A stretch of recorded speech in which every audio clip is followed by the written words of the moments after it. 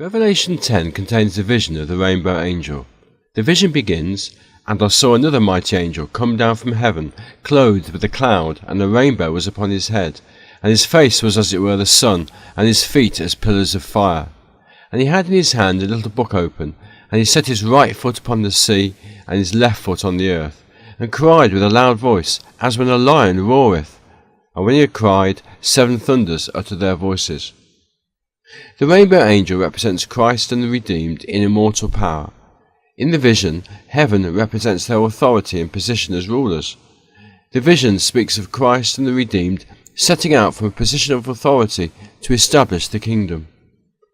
The 7 thunders may allude to 7 campaigns fought by King David. But, as this video will show, the vision of Revelation 10 also alludes to David's friend Jonathan.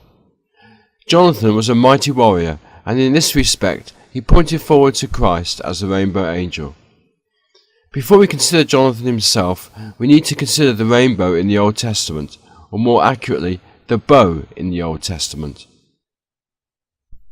In Hebrew, the word for a rainbow is the same word as the word for a bow used by an archer.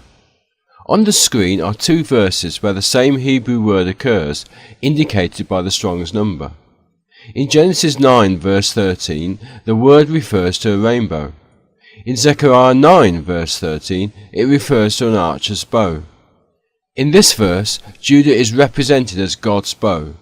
So both aspects of the bow, the rainbow and the archer's bow, relate to the work of God.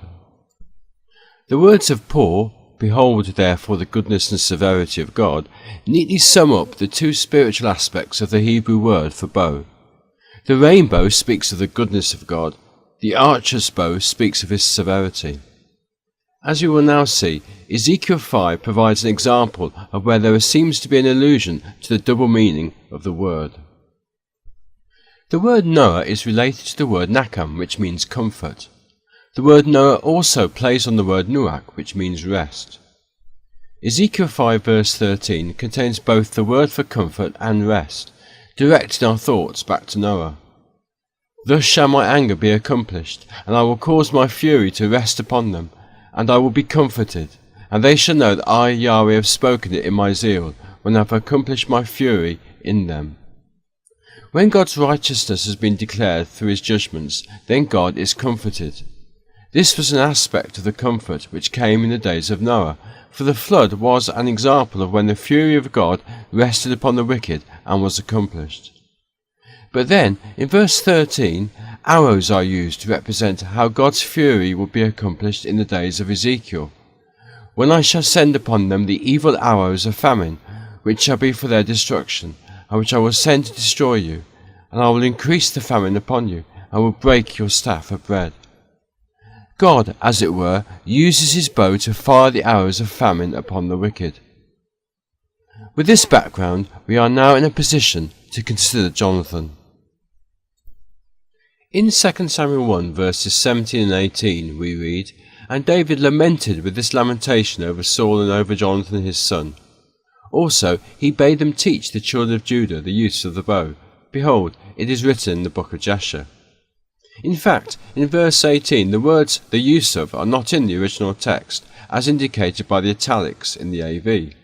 So the verse should read, "Also he bade them teach the children of Judah the bow." Some suggest that bow is a name for the lament. Whether or not this is the case, these opening words highlight the bow. And then, in verse 22, the bow is mentioned again, this time specifically in relation to Jonathan. "From the blood of the slain, from the fat of the mighty, the bow of Jonathan turned not back, and the sword of Saul returned not empty." So a bow is mentioned at the beginning of the lament and in the middle of the lament. Jonathan's bow in particular is mentioned.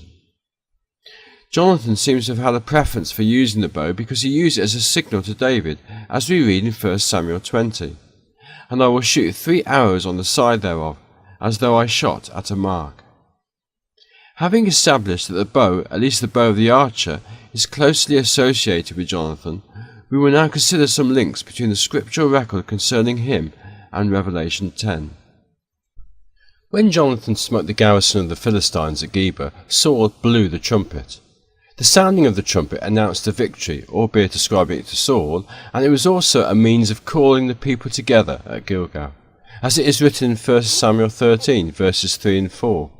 And Jonathan smote the garrison of the Philistines that was in Geba, and the Philistines heard of it. And Saul blew the trumpet throughout all the land, saying, Let the Hebrews hear. And all Israel heard say that Saul had smitten the garrison of the Philistines, and that Israel also was had in abomination with the Philistines.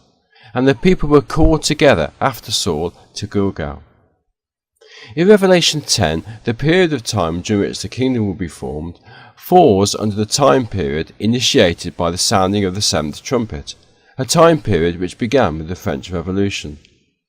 Just as Israel were called together when Saul blew the trumpet, so the period of the seventh trumpet witnesses the final gathering of God's people, when the invading nations will be defeated and the kingdom will be established. In another attack against the Philistines, we read in 1 Samuel 14 verse 13, And Jonathan climbed up upon his hands and upon his feet, and his armour-bearer after him, and they fell before Jonathan, and his armour-bearer slew after him.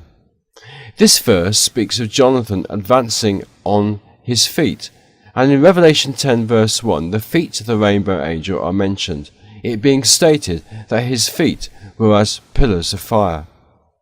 And in the next verse the location of each foot is specified, and he set his right foot upon the sea and his left foot on the earth. The attack by Jonathan against the Philistines was typical of Christ and the saints when they will fight against the nations at Armageddon. Later, in 1 Samuel 14, Jonathan put forth the end of the rod that was in his hand and dipped it in a honeycomb. And in Revelation 10, the angel had in his hand a little book open. But when John ate this, he said, It was in my mouth, sweet as honey. Revelation 10 verse 6 says, And swear by him that liveth for ever and ever, who created heaven and the things that therein are, and the earth and the things that therein are, and the sea and the things which are therein, that there should be time no longer. As the table shows, this verse draws heavily on the language found in 1 Samuel 20, where David and Jonathan part after having made an oath. In the final table we see, including the bow and rainbow, the links between David's lament and Revelation 10.